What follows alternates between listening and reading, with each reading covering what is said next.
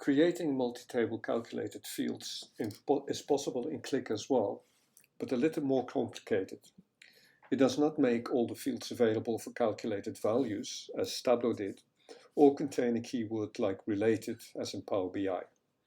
Instead, you have to explicitly join the tables. And to illustrate this, we're going to upload a simplified version of the economic data that we looked at before into Qlik. So I'm going to add the 2018 economic data.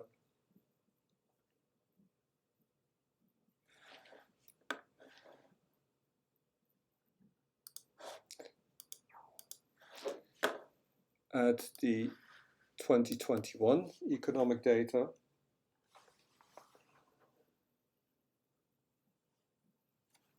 Then link them on the name. So you see we've now linked name 2018 to name 2021. And now we're going to load the data.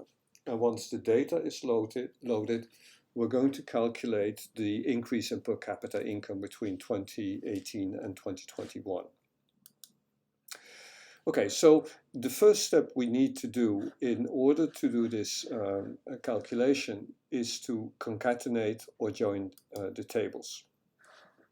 We need to select both of them, which we'll do now. And you see that we now have a number of options: concatenate, outer join, inner join, and so on. The problem is that Qlik actually has made a mapping based on all of the fields that we have, rather than just the field on which we actually linked the tables. Now, in order to fix that, we have to edit the mappings. And now what we do, so you see that the 2021 median income is mapped onto the median income for 2018. In order to undo that mapping, I'm going to move this up.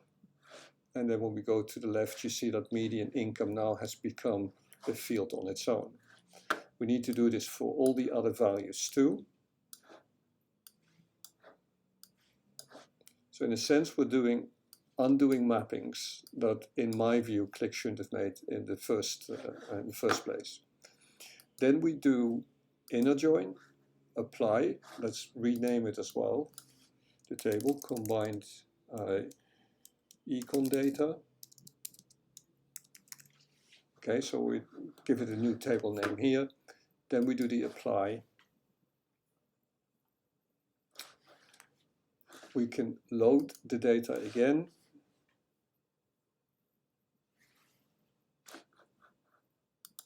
Close it, click it, and now you see we have all of the data in the two tables that we started with available as separate fields. And now we can create a calculated value, increase in per capita income,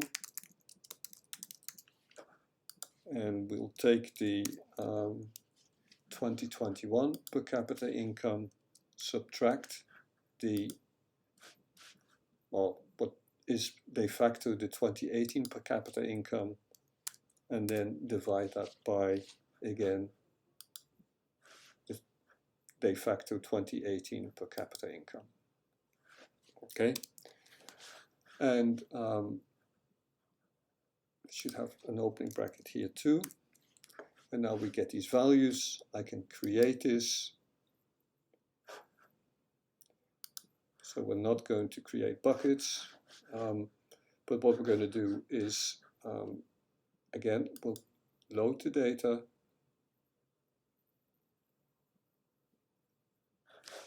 And then we'll make a sheet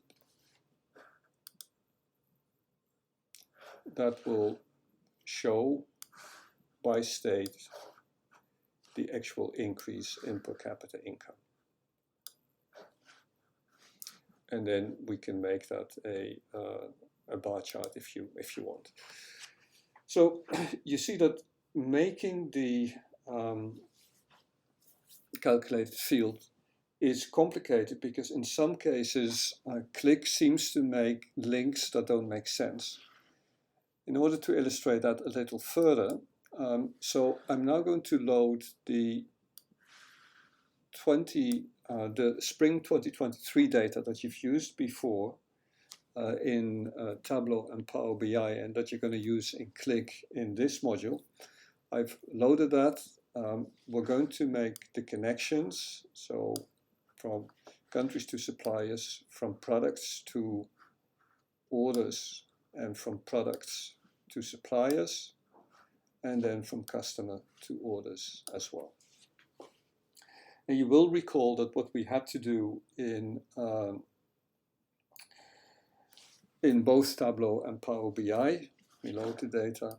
What we did in both Tableau and Power BI is we calculated the gross revenue by multiplying the quantity from orders by list price from products.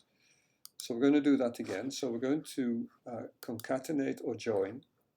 And the one we want to join is orders and products.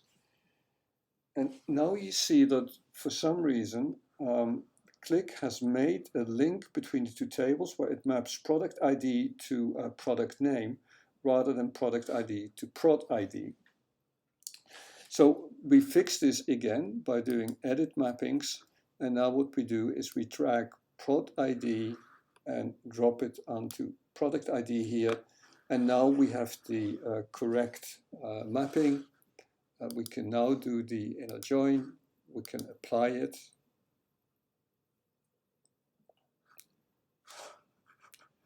And now, if you want, you can now calculate the list price, the gross revenue for the various orders. So the issue about all of this is that you can't really rely on Qlik making the appropriate links when you create multi-table calculations, but that you have to critically look at the links that Qlik has made and then maybe undo some of them or change some of the others.